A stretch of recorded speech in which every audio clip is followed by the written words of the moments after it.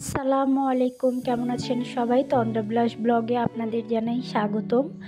আজ বৃহস্পতিবার, সকাল এখন 9:30 মতন বাজে, কিন্তু এত পরিমাণের কুয়াশা বাহিরে দাঁড়ানোই যাচ্ছে না, আর অসম্ভব রকমের বাতাস।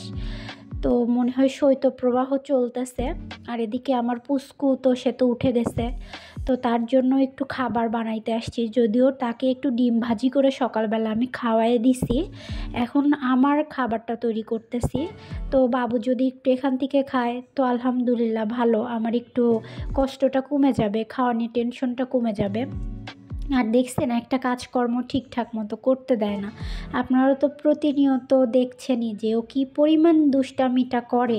রান্না করতে আসলে যাই করতে যায় না কেন সবসময় পিস পিস থাকবে, আর এই যে দুষ্টু দুষ্টু হাত দিয়ে দুষ্টু দুষ্টু কাজকর্ম করবে। রান্না এখানে সময় লাগবে 1 ঘন্টা, সেইখানে লেগে যায় 2-3 ঘন্টা। এদিকে ওকে একটু আবার রুটি ছিঁড়ে দিলাম যে একটু খাক, তো আমার কাজটা আর একটু আগায় দিক। আবার নিজে হাত দিয়ে নিয়েই খায়, আমি দিলে আবার খাইতে চায় না, জ্বালায় এইটা করে ওইটা করে, হাতের মধ্যে দেয়া লাগবে। আর এদিকে আমি আমার একটু চা বসায় দিছি, আর রুটিও ভেজে নিচ্ছি। তো গরম গরম 1 কাপ ধোয়া ওঠা চা শীতের সকালে, মানে একদম শরীর টরীর চাঙ্গা হয়ে যাবে। তারপরে কাজকর্ম শুরু করব, কিন্তু কাজকর্ম আর কি শুরু করব, একদমই তো ভালো লাগতেছে না ঠান্ডায়। এদিকে বেজে গেছে 12টার মতন, আমি রান্নাবাড়ি কিছুই করি নাই। তো ওকে নিয়ে একটু লেপের মধ্যে আসলাম যে চলো বাবা একটু লেপের মধ্যে থাকি, কিন্তু না, সে কোনো কিছুর মধ্যে থাকবে না। সে এখন ওয়ারড্রোবের পাল্লা খুলে সব কিছু বের করলো, বের করে এখন ওর মধ্যে দাঁড়ায় দুষ্টামি করতেছে। এদিকে তো আমি ভাবলাম যে আমি সব কাজকর্মগুলো কমপ্লিট করে ফেলবো, কিন্তু বিশ্বাস করেন একটা কাজকর্ম করতেও ভালো লাগতেছে না এই শীতের মধ্যে। পানি তো ধরাই যাচ্ছে না কোনোভাবেই না। তো এখন বাজে 3টার মতন, আমি রান্না করতে চলে আসছি। আর বাবু এদিকে ঘুমাই গেছে, সেই সুযোগে আমি একটু কাটাকুটিগুলা করে নিছি। শিম আলু আর ফুলকপি ভাজি করব, শর্টকাট এটাই ছিল বাসায়। আর এটাও নষ্ট হয়ে যাচ্ছে, তো ভাবলাম যে আর ফেলে রেখে লাভ নেই, এটাকে ভাজি করে ফেলি, হয়ে যাবে। আর কালকে তো ফ্রাইডে, তো কোনো চিন্তা ভাবনাই নেই, কোনো রকম একটা কিছু করে নেওয়া যাবে। তো আজকের মতো তো মানে দিনটা বাঁচাই, রাতটা তো বাঁচি। তো এই জন্য ঝটপট এইটা ভাজি করতে আসলাম। তো এটা ভাজি করতে করতে আমার মনে হচ্ছে যে একটু ছোলার ডাল আছে, ছোলার ডাল দিয়ে আসলে অ্যাকচুয়ালি কী করা যায়। তো মনে পড়লো যে অনেক আগে খাইছিলাম ছোলার ডাল দিয়ে ডিম, বা আমাদের বাসায় মাঝে মধ্যে করে। তো আম্মু একদিন বলছিল যে ছোলার ডাল দিয়ে ডিমটা অনেক মজা লাগে। তো আমি একটু সাহস নিয়ে করতে আসলাম, এটা আমার এই ফার্স্ট করা, আমি এর আগে কখনোই করি নাই। তো আমি একটু ডালটাকে সিদ্ধ করে নিছি 70%-এর মতো। আর এখন আমি এটার মধ্যে পেঁয়াজ মরিচ দিয়ে একটু পেঁয়াজটাকে ভালো মতন পুড়ায় নিলাম, এবং এর মধ্যে যে মশলাগুলো বাটা ছিল আদা রসুন জিরা, ওই মশলাটাও দিয়ে দিলাম। কারণ ডালটাও তো একটু কষানো লাগবে, ডালটা না কষাইলে আবার কেমন হয় বলেন। মানে ফার্স্ট রান্না যেহেতু, অতটাও ভালো মতো আইডিয়া নাই। তারপরে একটু আম্মুর কাছে ফোন দিয়ে শুনে নিলাম। এর মধ্যে আম্মু বললো এইভাবে এইভাবে করো, দেখবা ভালো লাগবে। তো আমি আমার মতো বিসমিল্লাহ বলে শুরু করছি।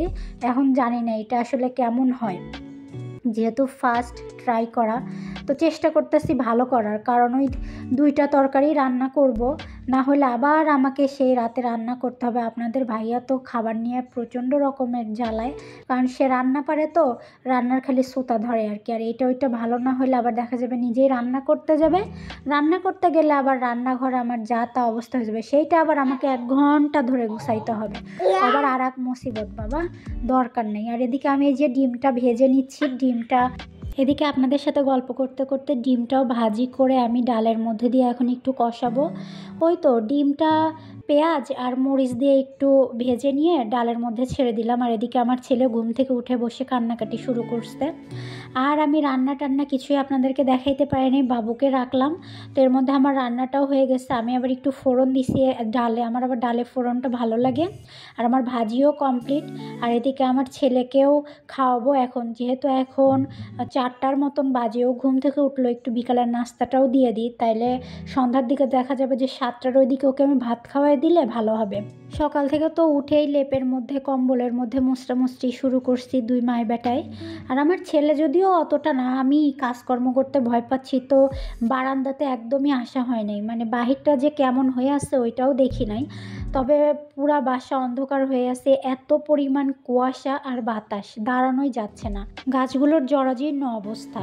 আর আমার ড্রাগন গাছটার তো ভয়াবহ অবস্থা, সে খালি হাতে পায়ে লম্বাই হয়ে যাচ্ছে। আচ্ছা, ড্রাগন গাছটা কি একটু কেটে আর একটা জায়গায় লাগাই দিব, তাহলে আরও অনেকগুলো চারা হবে, ওইটাই ভালো হবে নাকি? আপনারা আমাকে একটু কমেন্ট করে জানাবেন তো। এদিকে সব গাছগুলো একদম শীতে খুবই খারাপ অবস্থা। তো এখন বেজে গেছে 4:30টার মতন, আমি একটু বাবুকে সময় দিই। তো আজকের ভিডিওটা এখানেই শেষ করছি। সবাই ভালো থাকবেন, সুস্থ থাকবেন, সাবধানে থাকবেন। কে কোথা থেকে দেখছেন আমাকে অবশ্যই জানাবেন। আমার ভিডিওটা ভালো লাগলে একটা লাইক, কমেন্ট, শেয়ার করে দিবেন। আর আমার চ্যানেলটাকে অবশ্যই সাবস্ক্রাইব করবেন।